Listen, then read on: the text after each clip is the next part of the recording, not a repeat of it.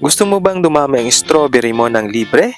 Madali lang yan gamit ang runners. Ang natural na paraan ng strawberry para magparami. Ang mga runners ay mahabang tangkay na tumutubo mula sa mother plant. Sa dulo nito ay may bagong baby plant na pwedeng itanim. Una, ilagay lang ang baby plant sa isang lalagyan na may lupa. Siguraduhin nakadikit ito sa lupa. Pwede mo itong isecure gamit ang wire, clip o stick para manatili ito sa pwesto at hindi magalaw habang naguugat. Diligan ito araw-araw at hintayin mag-develop ng roots, karaniwan mula 1 hanggang 2 linggo. Gamit ang gunting, putulin ang runner. Kapag may sapat ng ugat, pwede mo nang putulin ang runner mula sa mother plant.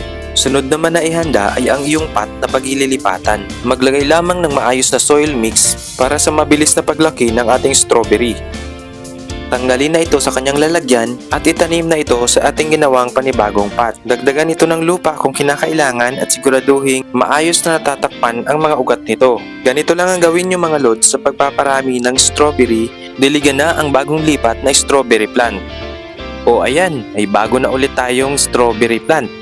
O diba, napakadali lang naman magparami ng strawberry mula sa runners. Sana nakatulong ang video ito mga lods. Like and share this video para makatulong din sa iba. You can also follow for more updates, tutorials, tips and tricks para sa isang masaya at produktibong pagtatanim. Enjoy mga lods!